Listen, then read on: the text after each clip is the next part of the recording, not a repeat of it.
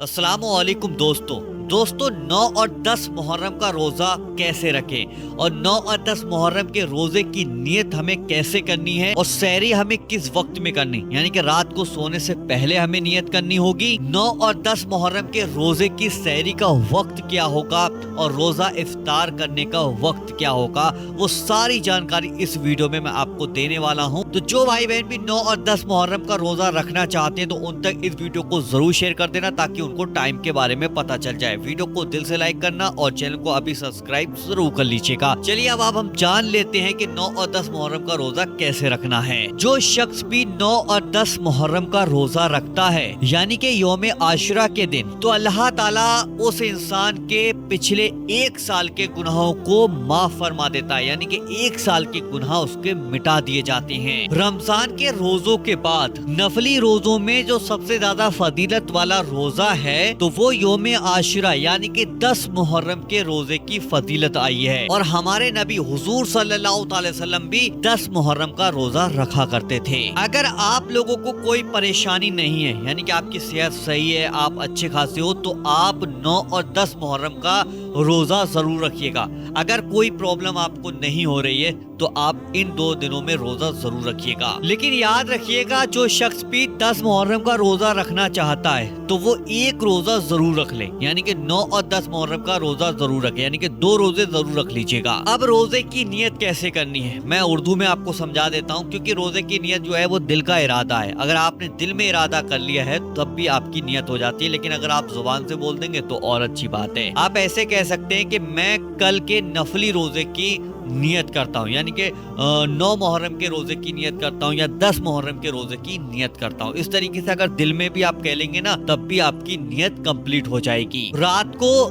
सोने से पहले भी आप ये नियत कर सकते हैं। अगर सहरी में आप नहीं उठ पाए, किसी वजह से नहीं उठ पाए सहरी में, सहरी का टाइम हो चुका, फजर की अजान आपके मतलब जब उठे तो फजर की अजान हो रही थी, तो अगर आपने रात में नियत करके लेट गए और सुबह में फजर की अजान के टाइम पर उठे और अगर उससे पहले उठ रहे हैं जैसे कि 3 या 3:30 बजे के आसपास उठ रहे हैं, तब भी आप सहरी कर लीजिएगा और फजर की नमाज जरूर पढ़िएगा। जो भाई बहन भी रोजा रखना चाहते हैं वो फजर की नमाज पढ़कर ही अपने दिन की शुरुआत करें। अब हम बात कर लेते हैं कि 9 और 10 मुहर्रम के रोजे के टाइम टेबल क्या है। टाइम टेबल बहुत जरूरी है आप लोगों को जानना, क्योंकि तभी आपको पता चल सकता है कि हम 9 या 10 मुहर्रम का जो रोज़ा रखेंगे उसका सहरी का जो टाइम है वो क्या रहेगा और रोज़ा खोलने का जो टाइम है वो क्या रहेगा। क्योंकि रमज़ान के रोज़ों में तो सभी को पता चल जाता है, लेकिन इन वाले रोज़ों में जैसे 9 और 10 मुहर्रम का जब हम रोज़ा रखते हैं तो इसमें टाइम टेबल की बड़ी कन्फ्यूज़न हो जाती है,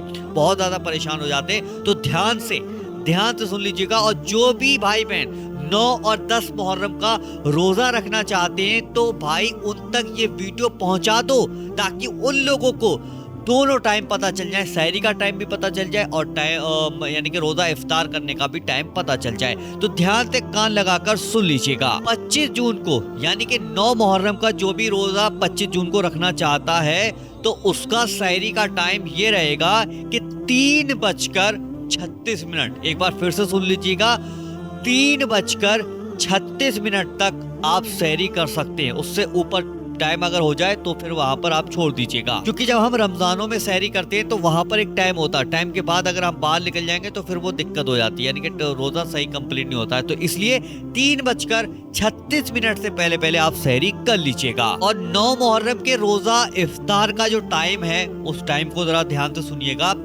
7:17। एक बार फिर से सुने, 7:17 पर आप रोजा इफ्तार करेंगे। अब हम बात कर लेते हैं 10 मुहर्रम के रोजे की, यानी कि यौम आशुरा के दिन जो भाई बहन भी 10 मुहर्रम का रोजा रखेगा तो उसको सहरी के वक्त उठना है। और मैंने बताया कि अगर सहरी के वक्त नहीं उठ पा रहे, नियत कर ली आपने, तब भी आपका हो जाएगा, लेकिन 3:37 यानी कि 3:37 से पहले आप सहरी कर लीजिएगा। अब 10 मुहर्रम का जो रोजा है वो 26 जून को आपको रखना होगा और सहरी का जो वक्त था वो 3:37 तक है। अब 10 मुहर्रम का जो रोजा रखा है, अब उसका इफ्तार का वक्त क्या रहेगा, तब वो वक्त वही रहेगा जो अभी आपको बताया था, 7:17 पर आप रोजा इफ्तार कर सकते हैं। देखिए हर जगह का थोड़ा थोड़ा टाइम अलग होता है, ठीक है, 2 मिनट 4 मिनट इधर उधर हो जाता है। तो आप सबसे बेस्ट तो ये तरीका है कि आप अपनी जो भी गांव की या आसपास की मस्जिद है जहां भी आप रहते हो, वहां पर इमाम साहब से एक बार कंफर्म कर लीजिएगा, ठीक है, एक बार उनसे पूछ जरूर लीजिएगा। अगर आप नहीं जा पा रहे तो आप अपने किसी घर के बच्चे को भेज दो, या कोई बड़ा हो तो उनको मस्जिद में भेज दो, यानी कि इमाम साहब से वो बात कर लें कि जो 9 और 10 मुहर्रम का रोज़ा है, क्योंकि मैंने टाइम अपने एरिया के हिसाब से बताया है, तो वहां पर आप जहां रहते हो तो वहां पर 2 4 5 मिनट पहले आगे पीछे हो सकता है। तो सबसे अच्छा मैंने आपको तरीका ये बता दिया है कि आप मस्जिद के जो इमाम साहब हैं तो उनसे जाके एक बार बात कर लीजिएगा कि यहाँ पर यानी कि मगरिब की अजान किस वक्त पे होगी और सहरी का टाइम क्या है, क्योंकि वहां पर भी चार्ट लगा हुआ होगा, टाइम टेबल लिखा हुआ होगा, तो उसका एक फोटो खींच के ले आना, ठीक है। तो इससे बहुत ही अच्छा आपको पता चल जाएगा, इसमें कंफ्यूजन नहीं रहेगा। तो इस वीडियो को इतना शेयर कर दो जो 9 और 10 मुहर्रम का रोजा रखना चाहते हैं, ताकि उनको टाइम के बारे में पता चल जाए। तो जल्दी से इस वीडियो को शेयर करना, वीडियो को लाइक करना, चैनल को सब्सक्राइब जरूर कर लीजिएगा। चलिए दोस्तों, मिलते हैं इंशाल्लाह एक नई वीडियो के साथ, जब तक के लिए अस्सलाम वालेकुम।